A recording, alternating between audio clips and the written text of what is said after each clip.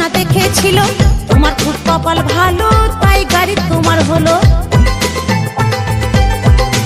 হ্যাঁ, শোরুমের নতুন গাড়ি কতজনা দেখেছিল, তোমার খুব কপাল ভালো তাই গাড়ি তোমার হলো। তেল মোবিল দেখে শুনে মাস দিন গুনে গুনে, তেল মোবিল দেখে শুনে মাস দিন গুনে গুনে, টাইমে সার্ভিসিং করাইও। এই দিলামি